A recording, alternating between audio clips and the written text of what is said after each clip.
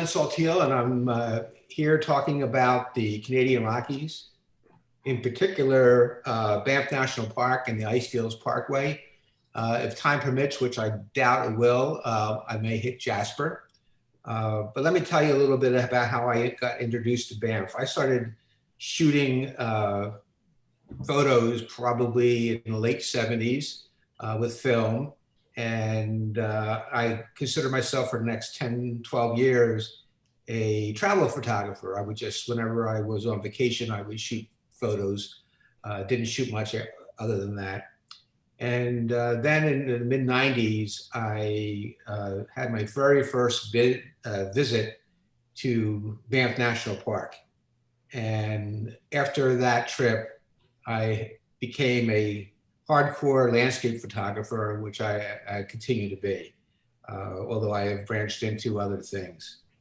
The Canadian Rockies are really 1,000 miles long. They start at the border of Montana, and where they're, I guess, the American Rockies, and they run north up the province line of Alberta and British Columbia, and then around Jasper or so, they veer off and head up to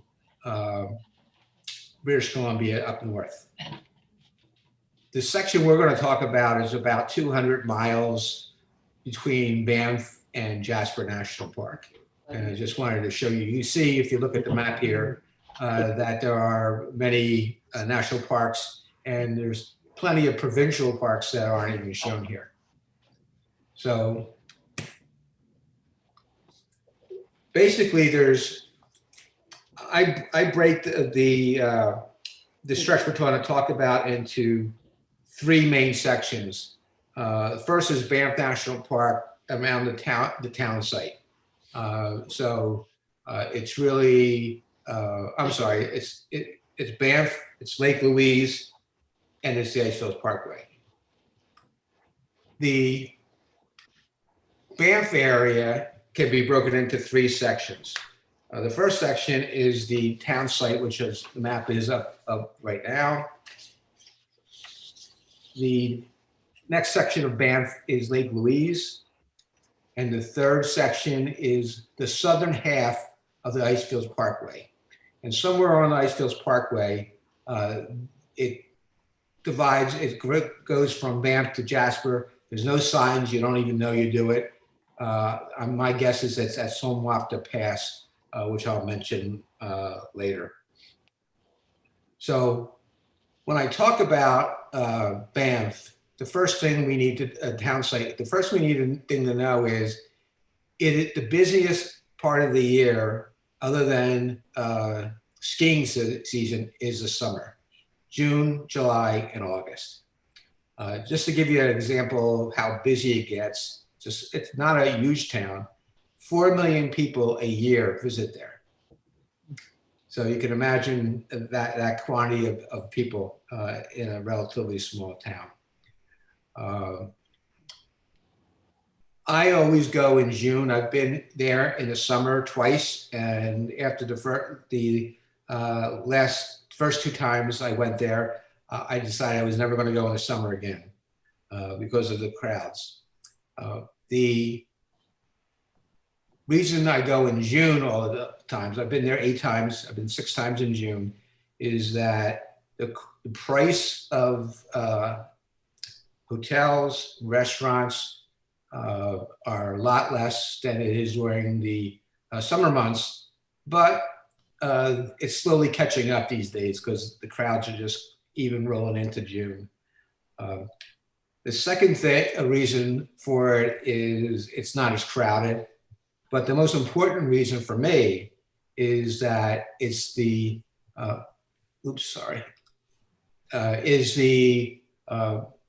wildlife. A lot of the wildlife is coming out in June, and many of them often have their cubs, babies, whatever. So it's a prime time to shoot wildlife there. So that's why I go in June mostly. So when you get there, there's just so much to see that I'm trying to break my presentation into what I consider the must-visit places, and I'll mention the if you have time places in each location. So I'm going to start with Banff town site. And this is the first stop. This is my number one stop in Banff town site area. It's right outside town, maybe 10, 15 minutes. Its name is Two Jack Lake, and it is one of the prime dawn sunrise photo locations, I think, in the Canadian Rockies. It's just a wonderful site. You basically drive out from town. Almost every time I've driven out there, there's wildlife along the way. And so you kind of have to make a choice whether you want to shoot the wildlife or you want to shoot the sunrise. Just a word of caution, in June, if you go, sunrise is 5 a.m. in the morning. So getting there by 4:30, 4:15 or 4:30 probably makes sense to set up and get your camera ready. And the other thing I would tell you is sunset is 10 p.m. at night, so it's a long day. So Two Jack Lake is basically reflects Mount Rundle in the background, so that mountain back there is Mount Rundle. It's actually people that come there a lot during the day and they picnic. If you look at the trees that are in the middle to the right, there's actually picnic tables back there. A lot of people come and just sit there and enjoy the scene. The lakes are a lot smoother in dawn hours, so that's why we shoot there a lot in early mornings. Adds so much to it. Oh yeah, that wouldn't. There's a trail, you can see the trail on the right that goes around, and that takes you to get you different angles of Mount Rundle and the lake. And you also can turn around and look toward another mountain, Mount Norquay, that shows the ruggedness of these mountains. That's on the trail around in the back. If I turned around 180 degrees, I'd be looking at Mount Rundle. And this is another look at Two Jack. I couldn't decide between the two pictures which one I like better, so I decided I'd show you both. Any questions? Is that the reflection of the clouds that's in the water in front, or yes? So it's not a snow or ice. No, it's a reflection. And I can look through and I can see the stones at the bottom in the shallow water. Okay, so that's right. But you asked a good question because I have gotten snowed on in June. more than one, not usually once a trip. But it's a light snow, but it's cold sometimes. Okay, yeah. Okay, so next stop, and it's usually a different morning, but it can be, is a series of 3 lakes called Vermilion Lakes. These are actually in the town boundaries near the highway. It is you go down this long road. It's sometimes closed because of grizzly bear activity. So we don't like it when the grizzlies are out so we can photograph them, but we don't like them when they block our way to get shots. So the series of 3 lakes, this is the furthest lake down the road. They don't have names, separate names that I know of. And this is a shot in the morning, probably not sunrise, but not that long afterwards. It's very possible on this trip that we went to Two Jack to shoot for sunrise. Oh, I'm sorry. the weather.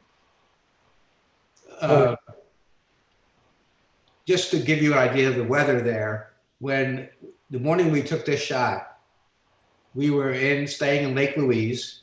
It was pouring rain there. It was cold. It was miserable. And Banff's about 25 minutes south of Lake Louise. And we all got in the car and we figured we'd go down to Banff, have breakfast, head home. Maybe 5 minutes out of Banff, this happened. So you never know. Even when it looks really, really bad, it still go to the spot. You never know.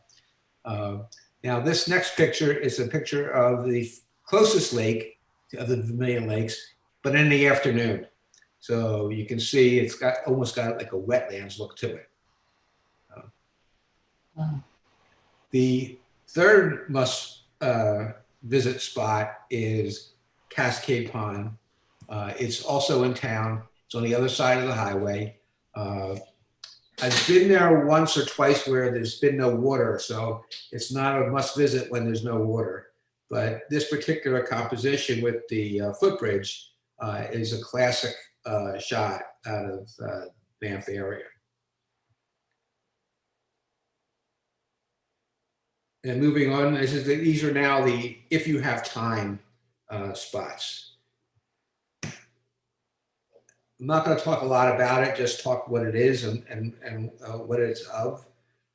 This is Mount Norquay Overlook, where you drive up Mount Norquay, which is where we are. We're probably only about 2/3 of the way up, and we shoot it back toward town. You see the southern part of the town right there. It's really easy to get to. It's a drive up. It's paved. It's not very difficult to get to the spot. The other way to look at this out of Banff is from the Sky gondola, and this is on Banff Gondola. It's really looking at from Sulphur Mountain. So you can see that Banff, the whole town of Banff, goes around this little rock formation in the middle, the golf course on one side, the famed Banff Springs Hotel at the bottom, and then the full town to the left. And you can see all the surrounding peaks of it. Any questions? Len, I muted everybody because there was some talk. Okay. All right. I'll just keep talking. I'll find a place at the end. Okay. Okay. Okay. Now we're going to hit a couple others little spots. Again, these are go visit them if you can. This is a small lake near Two Jack Lake. It's not a good morning shot. It's more of an afternoon or evening shot. I took this probably at 7 o'clock in the evening. It's just a pretty small lake. When you got the right clouds and the right smoothness of the water, you get good reflections. There's a road that goes behind this, around the southern side of Banff, and that's called the Tunnel Mountain Road. And the first thing you see here is the Banff Springs Hotel. It's a great place to stay. I've never stayed there. The reason I've never stayed there is it's about 700 Canadian a night. And so a little too expensive for my taste. But it's a world famous hotel. And that river is running in front of it. It's called the Bow River. Further up on Tunnel Mountain Road, you can get up to a spot where you can see now Banff from a decent view from the other side of what we saw before. And you see that the Bow River circles around. You'll see the hotel out in the distance to the left of that rock formation in the middle. And it's just a pretty view. And in town, if believe it or not, there's a little park in town, like just in the middle of town. This is the Bow Falls. And so that's sort of around the town of Banff. Now, when you leave Banff, there's two ways to get to Lake Louise, which is the next major stop. And one is taking the highway, which is the quickest way. But if you look at this map, there's a road that says Bow River Valley Parkway. And that's the road I like to take when I'm taking pictures because there's often wildlife there early in the morning, in morning hours, and late in the evening hours. So we sometimes just drive up and down. We've seen big moose there. We've seen grizzlies. We've seen black bears. And there's really not a lot else to see. There's a Johnston Falls, which it's a nice falls, but it's very, very crowded and it's hard to take a picture there. But the other thing is a place called Moran's Curve. And Moran's Curve can only be described by seeing this picture. So this is Moran's Curve. It's basically on the river. It comes around the Canadian Pacific, comes around the curve pretty much on a regular basis. So if you want to see it, you can. There's a pullout. You can just park in a pullout and go over to the edge and take the picture. It comes around pretty fast, so you can be ready. Or you could take the secret of taking this picture is that you need to know that Canadian Pacific has those lead railroad cars on either end. So this one actually is the rear going in reverse. So that's how I got that picture. So not many people realize you could do that. But the next area, you get about a half hour north of Banff, is Lake Louise, probably just as famous as Banff, or maybe even more so. And this is the area there. We're going to talk about a few three actually must-visit spots there. There's not a lot of other spots that I would recommend. There's some nice little spots, but I wouldn't really spend a lot of time around there. The first one is Moraine Lake. That's probably my favorite spot in all of Banff or Banff area. It's just a magnificent location. The second one is Lake Louise, which you've heard of, probably more famous than Moraine Lake. I happen to like Moraine Lake better than Lake Louise, and I'll probably mention to you why. And then there's a little side trip from Lake Louise, about 30 minutes or so, and that's to Emerald Lake, and that's in Yoho National Park. So without further ado, this is you're in for a treat when you drive down this probably 2-mile road that leads to Moraine Lake. And this is what you begin to see. So we're basically along the road toward Moraine Lake. We haven't gotten there yet. And you know it's going to be special because it sits in the middle of the area called the Valley of the 10 Peaks. And there are 10 peaks surrounding this lake. It's pretty impressive. So this is the road leading in. And this, when you just walk onto the lake's edge, these are 3 of the peaks that you can see here. This one is actually taken this picture a long time ago, probably 2005 or 6. But this was taken probably in late to mid-morning to maybe late morning.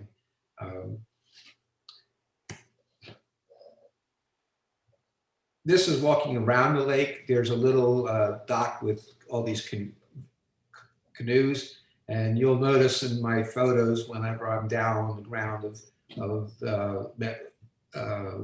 Moraine Lake that these are just great foreground elements, not only for their color, just their shapes and everything else. So this is looking at some of the 4 or 5 of the peaks there. And this is my favorite spot to shoot is actually climbing up on what they call the rock pile. It's a sizable rock pile. There's a trail built into it. It's not overly difficult to get there. You just take your time. And this is the view that we had a couple of Junes ago. And it did snow in June. You can see that it did. And it was probably snowing as we were climbing up. The one thing, if you're going to go to Moraine Lake, is I told you at 5 a.m. is the sunrise. If you get there at 5 a.m., you won't have a spot on top of the rock pile. You got to get there early. There are times where there's so many people up there. It's gotten to be known. But you'll see if you look at down the right side, you'll see the boat dock that you saw the canoes on. It's covered with snow a little bit. You see a little bit red there, and that's basically Moraine Lake. I have so many shots of it. I probably have 500 shots of Moraine Lake and the surrounding area. So down maybe about 8-10 miles down is Lake Louise, and this is the walk up to Lake Louise from the parking lot. If you get to the parking lot anytime later than probably 9:30, 10 o'clock, you have the chance of not being able to park there, and you have to go to a off-site parking lot and then ride a shuttle in. But this is the walk up to it. This is Victoria Glacier. It is, and it also is Lake Louise itself. Now you'll see that if you walk around the lake, I've walked in front of the hotel, and I walk on the right side of the lake, and you'll see a different boathouse. There's a lot of boathouses in the Canadian Rockies with the mountains there and reflections and everything else.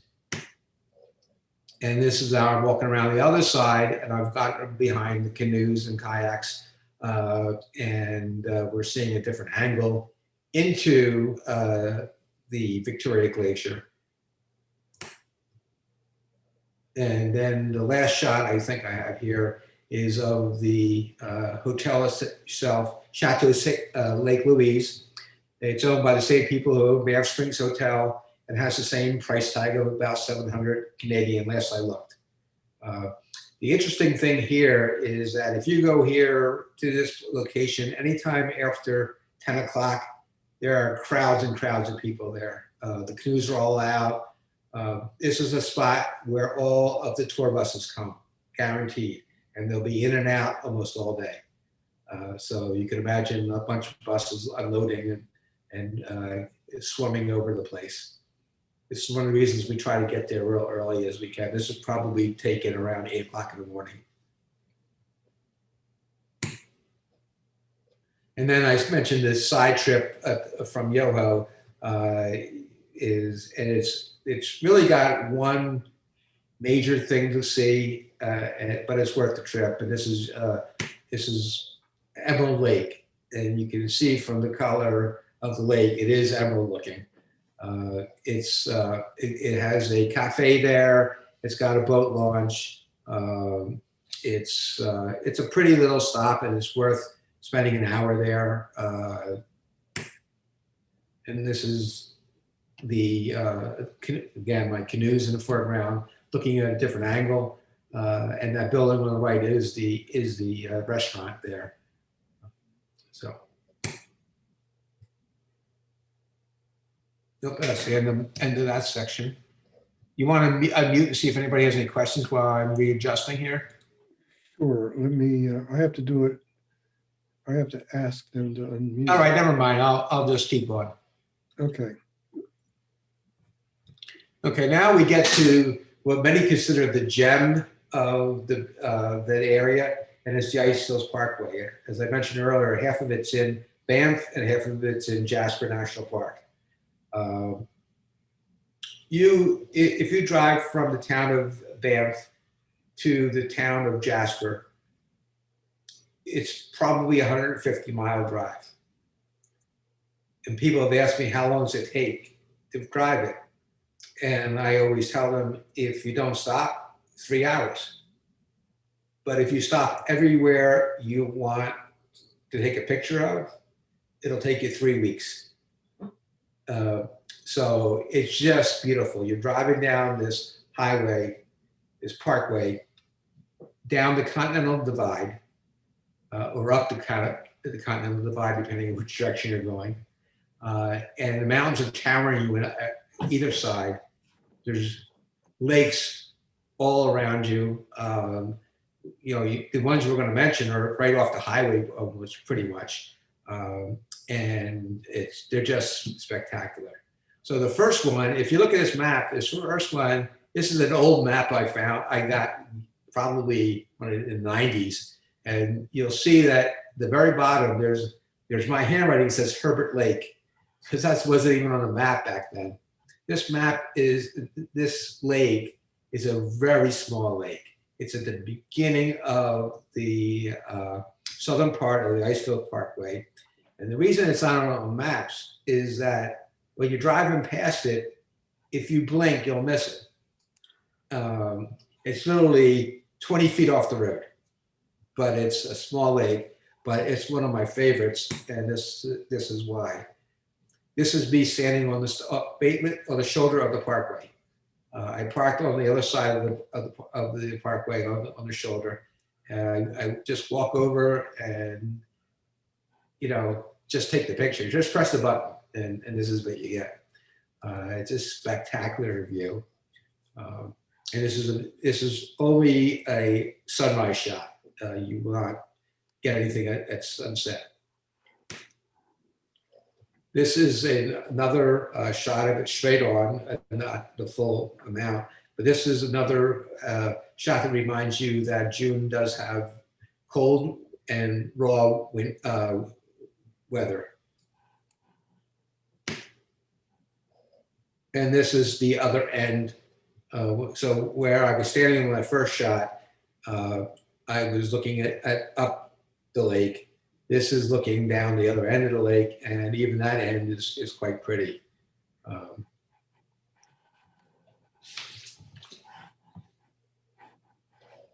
So if you then start driving north, the next place I'll tell you to stop is a must visit is Bow Lake. And Bow Lake can be seen, it's a very large lake. This particular picture is from the middle of the lake. So when you pull up the parkway, there's a pull out on the left. And this is the view, this is one of the views that you can just stay in the middle and just keep shooting up and down and just get some spectacular reflection shots. Not every day is like this, by the way.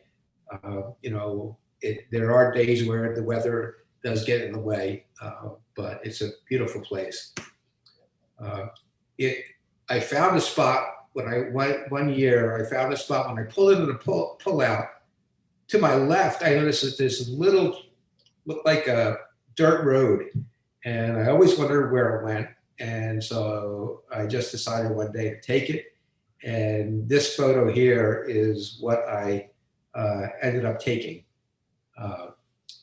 When I walked out, there's picnic tables there. There are outhouses and bathrooms there. And I've never seen anybody else there every time I've been there. I don't know why people don't know about it, but they don't. So that's just, we'll keep it between the two, all of us. And then when you go up to the main northern part of the lake, there's a left-hand turn into a place called Numtija Lodge, where it is, and it's a very popular spot. Tour buses go there also, and you can explore the whole back, a big area. You can spend hours back there. But this is one of the classic shots to take there with the footbridge going over and Crowfoot Mountain in the background. It's also a area that there's a lot of wildlife at times, and I will probably give my word of warning here. I highly recommend if you go to Banff or Jasper or Icefields Parkway to rent bear spray. I never did it the first probably 5 or 6 times that I went until I had an encounter with a grizzly, which I'm probably lucky to be here doing the presentation about. So I highly recommend bear spray. Further up on the parkway is this unusual looking lake. I think it looks like the map of Italy somewhat. It is called Pato Lake, and it's pretty much a one-shot location. You can get a lot of other pictures, but unless you really do some serious hiking, you won't be able to get a lot.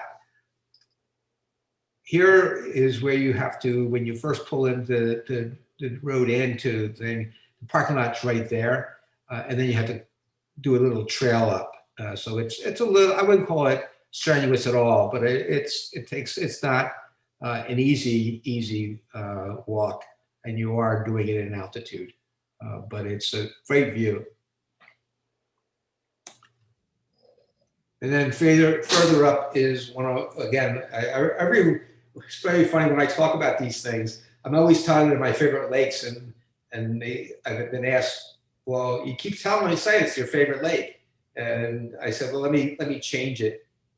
Whatever lakes I'm standing in front of is my favorite in this area. So this is Waterfowl Lake, and this is not a pano, but it's I cropped off the top and the bottom. This is on a pull-out, a road where literally you park your car and this is the view. And that's Mount Chestertown there. It's a long lake, actually two lakes, but you can't get to the southern lake.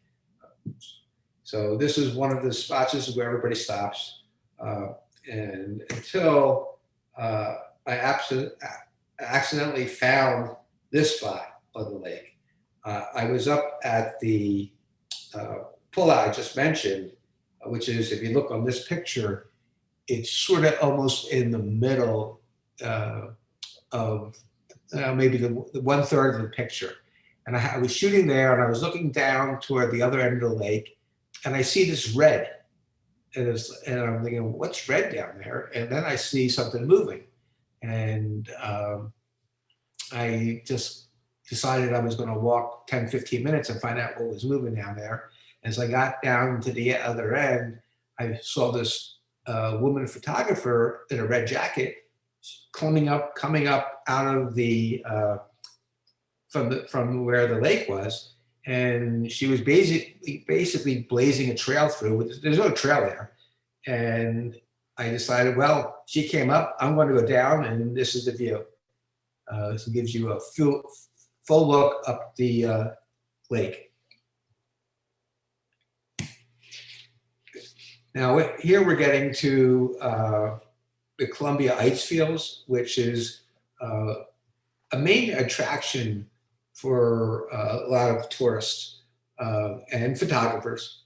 It's basically called the Columbia Ice Fields, and it shows Athabasca Glacier. There's a big pull-out, a huge parking lot, and they basically have these buses that take you from they call it an interpretive center, and they drive along the road up to this other area of the glacier, where they have these specially built vehicles that go 15 miles an hour that take you down the slope and onto the glacier. So if you look at this picture, this is the road to the glacier. If you look at the little vehicle, it's a bus on the left-hand side, lower left, that's taking you up, they're taking the people up to get on those, what they call ice explorers. And so this is the glacier itself. And you'll see that those in the middle of the glacier, they look to be some small little objects, which I believe are the ice explorers and the people that have been taken out there. I haven't been able to zoom in enough to prove that, but I think that's what they are. But it's pretty impressive. It does cost money. I don't remember how much, but I highly advise doing it once. I've already done it once, so but it's a unique experience. You get about half an hour or more, and a lot of people are out there. There's snow melt, there's ice melt, and they're drinking the water and just enjoying the scenery around them.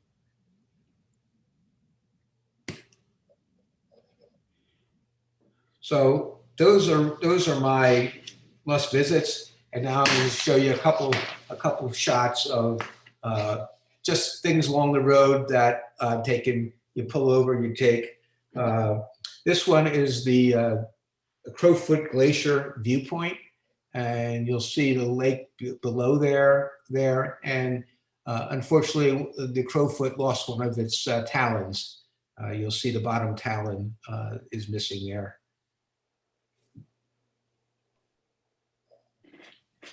When you go to the Icefields Parkway, we have a term we call road shots. And there's a lot of road shots. I've probably taken 50 different road shots. I don't even know where half of them are.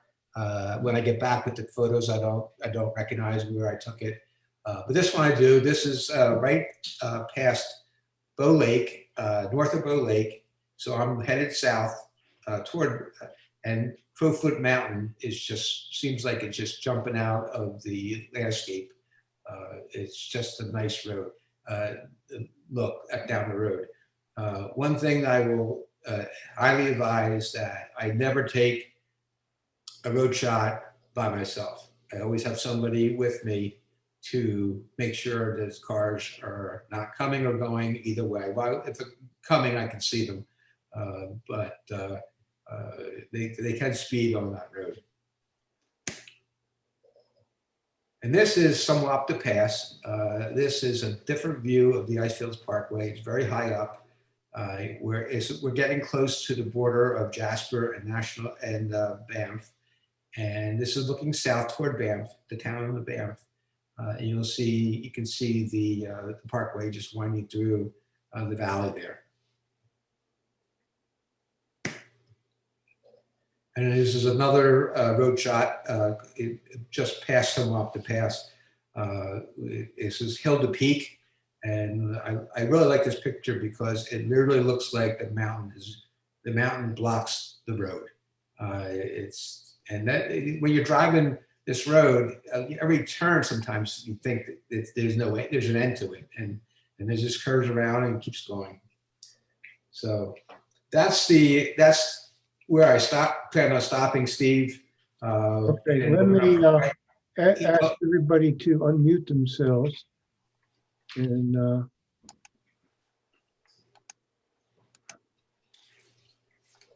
Steve, what is your go-to lens when you're out doing this? When I go and I go in June, like I said, I bring 3 lenses with me. Now I shoot Fuji, which is a 8 PSC sensor. I bring a 10 to 24, which is a wide angle, which is the equivalent of a 15 to 36. So that's the range. I bring an 18 to 135, which is equivalent of a 27 to 207. And then I bring a 100 to 400, which is equivalent of a 150 to 600. And so I shoot primarily with the 18 to 135. I shoot the wide angle for just where you have wide expanses I want to capture. And the 100 to 400 is on my second camera, and that's my wildlife lens. So I always have the wildlife lens with me, and I always have the 18 to 135. And most of the times I'll have all 3 with me. Thank you. any other questions? Everybody's Yeah, I had unmuted.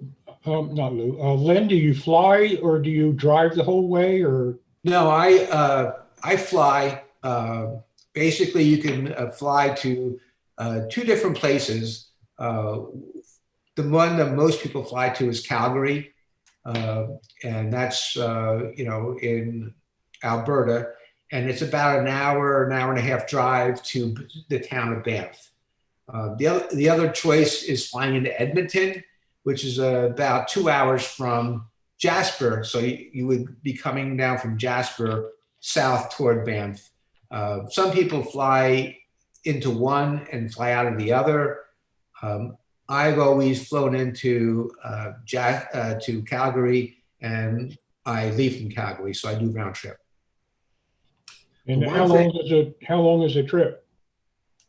How long is, when I'm on a trip there? Yeah, 8 to 10 days. 10 days. Wow. Yeah. That's a lot to see in 10 days. A lot to see. I mean, I haven't mentioned all the other spots. I mean, they're nice spots, but it would take a day for me to go through every one of them. There's a lot to see, and plus the fact that you're looking for wildlife too. And wildlife, some days, one year we saw 23 bears.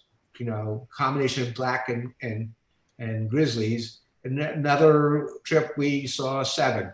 So, and then like Two Jack Lake is one lake, the first lake I showed you. One trip we went there 5 days before. The 5th day was when we got the great weather.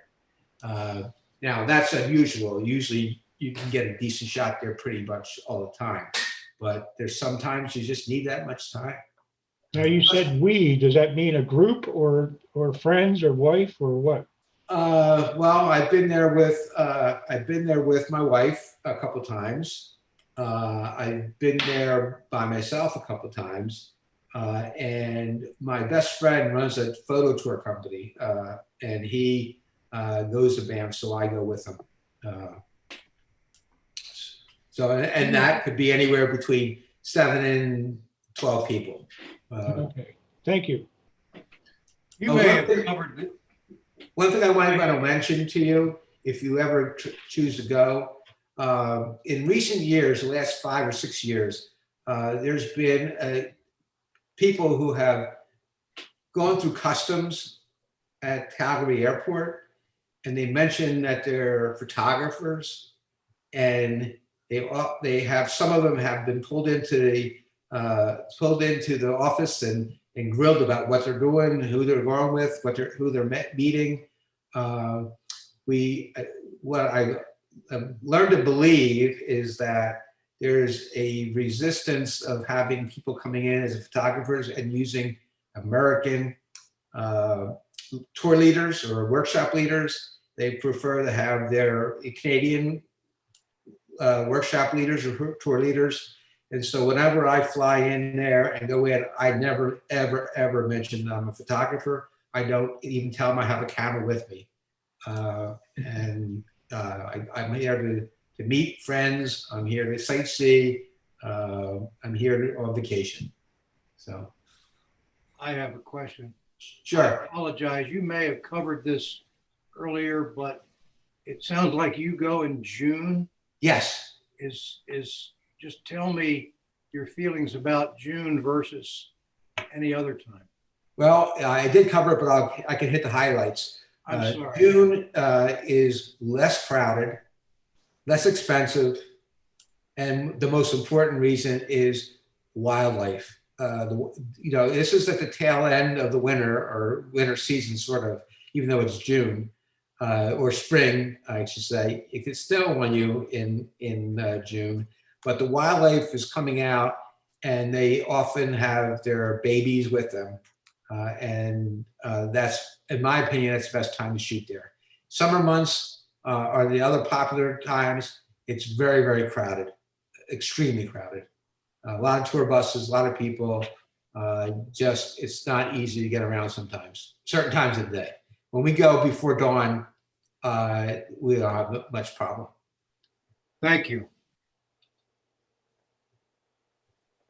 Any other questions? I have one, Len. Yeah. If you were to go to only one of the two, Banff or Jasper, and you wanted to just spend a lot of time in one place, which one would you pick? It would definitely be Banff. Okay. I mean, Jasper's actually at least 2 times the size, but it's not as developed. So I think I mentioned that 4 million people visit Banff every year.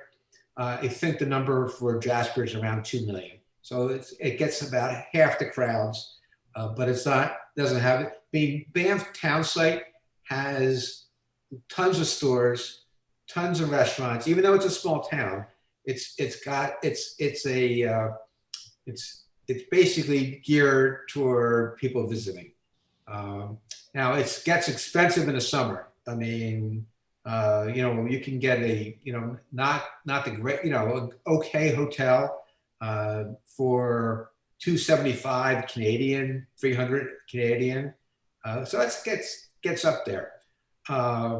Lake Louise doesn't have a lot of hotels. You have a few hotels there that are, probably average at best, and which I've stayed at one in particular, or you stay at the Chateau Lake Louise for 700 Canadian a night, which I'm not going to do.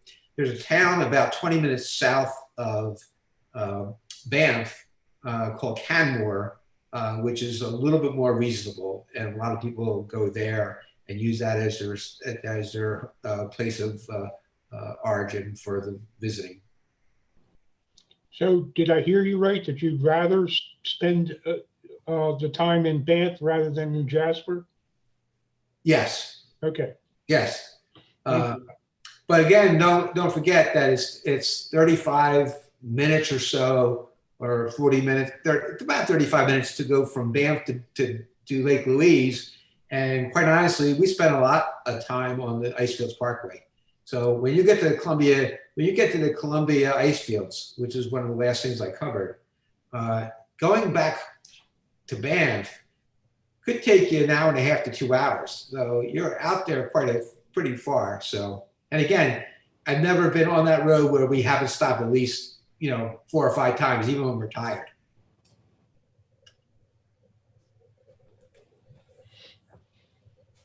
Stopping 4 or 5 times, then to take pictures. Okay. I guess we ought to wrap it up. Len, do you have any closing remarks? No, it's like I said, I've traveled a lot. Banff is the place that got me to become a landscape photographer. But in all the years that I've shot and visited and traveled other places, this is probably #1 adventure location that I've ever been to. The Icefields Parkway, by the way, is ranked by many reputable magazines as usually in the top 5 to top 10 drives in the world. And I think it deserves to be there. Amazing. Fantastic. Okay. Good presentation, Len, and thank you for delivering it to the RiverArts Photo Club. Really, really nice. Thank you, Len. Thank you, Lynn. Excellent Thank you. presentation. Thank you.